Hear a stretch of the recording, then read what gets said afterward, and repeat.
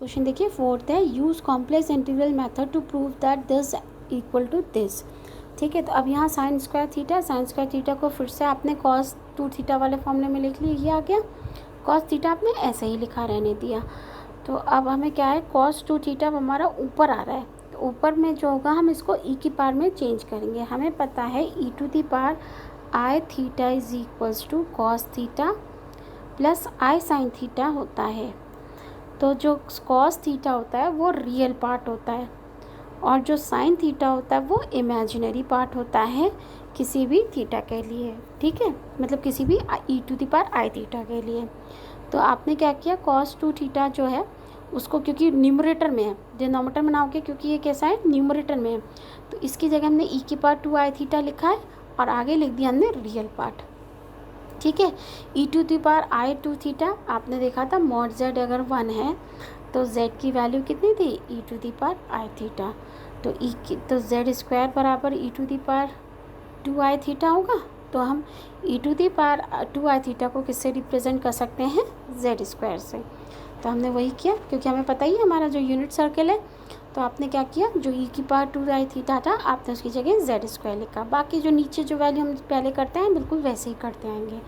ठीक है, अब हमारा एफ जेड ये आ गया, यही आपका पोल है। इस पोल को आपने सॉल्व कर लिया, जेड की वैल्यू निकाली, एक अल्फ़ा आ गई, एक ये बीटा आ गई। ठीक है, तो आप ये देखोगे नेगेटिव और पॉजिटिव कौन सी है, ये वाली है, तो ये वाली अल्फ़ा लाई करेगी अंदर इसके कर्व के अंदर। ठीक है, तो आपने कर्व के अंदर ये किया और एफ जेड में आप पूरा लोगे, ये 1/1 माइनस जेड स्क्वायर भी आएगा। देखिए एफ जेड में ये पूरा एफ जेड आ रहा है जब हम रेसिड्यू फाइंड कर रहे हैं। एट अल्फ़ा सॉल्व कर लिए, ये आ गया। रेसिड्यू थ्योरम से 2 पाई का मल्टीप्लाई कर दिया, this will be the answer. तो बस हमारा क्वेश्चन कहाँ चेंज हुआ, जब न्यूमरेटर में साइन थीटा कॉस थीटा आता है तो हमें वो लिखना पड़ता है। अगर कॉस है तो हमें क्या लिखना पड़ेगा, रियल पार्ट ऑफ। अगर आपका कैसा है साइन थीटा है तो आप लिखोगे इमेजिनरी पार्ट। तो देखो जब हमने ये निकाला है ना तो हमने रियल पार्ट ऑफ करके निकाला है, तो हमारी जो रियल पार्ट वाली वैल्यू होगी वही लेंगे। अगर आई का मल्टीपल होता तो हम इसकी वैल्यू 0 कर देते, अगर सारा पूरा टर्म आपका आई का मल्टीपल होता तब।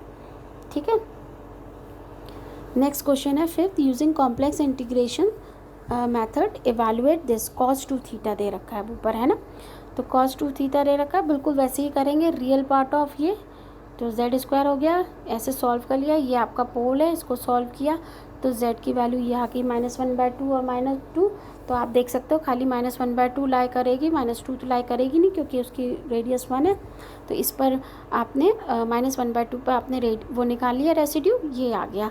कॉचीज रेसिड्यू थ्योरम से 2 पाई आई इंटू दिस, ये आ गया π/6 और यही आंसर हो गया। क्योंकि आपको रियल पार्ट इवेलुएट करना था तो आंसर यही हो गया। ठीक है, अब मैंने आप लोगों को कुछ क्वेश्चंस यहाँ पर दे रखे हैं जो बिल्कुल इसी मेथड से आप लगा के अप्लाई करके सॉल्व कीजिएगा खुद से। बच्चों ये टॉपिक भी बहुत इम्पॉर्टेंट है, इसका क्वेश्चन 10 नंबर का आता ही आता है, भले ही आप चॉइस में छोड़ा पर आता ही आता है। और इसमें ऐसा कोई भी टेंशन लेने की या बहुत ज़्यादा उसमें आने की ज़रूरत नहीं है, बहुत ईजी है। बस आपको ध्यान में रखना है कि आपने यूनिट सर्किल ले रखा है तो आप वही वैल्यू लोगे जो जेड से कम है। बाकी आपको कॉस थीटा को वैसे ही रिप्रेजेंटेशन करना है, साइन थीटा को वैसे ही रिप्रेजेंट करना है। बस फ़र्क कब पड़ता है, जब हमारा ये वैल्यू किस पर आ जाती है, न्यूमरेटर में, तब हमें वो imaginary part of real part of करके चेंज करना पड़ता है। बस ये चीज़ आप ध्यान रखिएगा, बाकी सब कुछ आपका बिल्कुल वैसे ही है जैसे हम लोग करते आए हैं। इसमें ऐसा कुछ है नहीं कि आप बहुत ज़्यादा आप लोग को लगे कि टफ़ है, बहुत ईजी है, लेकिन आपको करना ज़रूर है क्योंकि बहुत इंपॉर्टेंट टॉपिक है।